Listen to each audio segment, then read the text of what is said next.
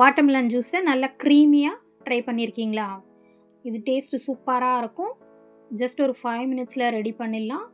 வாங்க எப்படி பண்ணுறதுன்னு பார்க்கலாம். அதுக்கு நல்லா கெட்டியான ஃப்ரெஷ்ஷான தயிரை சில்லுன்னு இருக்கிறதா எடுத்துக்கலாம். அது கூடவே வாட்டர்மெலனை எடுத்துக்கலாம். அதை கட் பண்ணி இந்த மாதிரி சேர்த்துக்கலாம். எந்த அளவுக்கு வாட்டர்மெலன் தேவையோ அந்த அளவுக்கு எடுத்துக்கலாம். நம்ம தண்ணி எதுவும் ஆட் பண்ண போகிறதில்ல.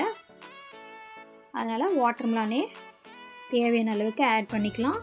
கட் பண்ணி சேர்த்துட்டு இப்போது இஞ்சியை லைட்டாக கட் பண்ணி சேர்த்துக்கலாம்.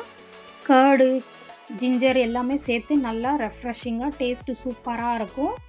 சேர்த்துட்டு நல்லா ஸ்மூத்தாக கிரைண்ட் பண்ணிக்கலாம். கிரைண்ட் பண்ணிவிட்டு இப்போ நல்லா ஃபில்டர் பண்ணி எடுத்துக்கலாம். தண்ணி வேணும்னா ஆட் பண்ணிக்கலாம். நான் எதுவும் தண்ணி ஆட் பண்ணல. ஸ்வீட்னஸ்க்கும் எதுவும் ஆட் பண்ணல. அதுவே நல்லா ஸ்வீட்டாக சூப்பராக இருக்கும், க்ரீமியாக குடிக்க. மிஸ் பண்ணாமல் நீங்களும் இந்த மாதிரி ஒரு டைம் ட்ரை பண்ணி பாருங்கள். டேஸ்ட்டு சூப்பராக இருக்கும்.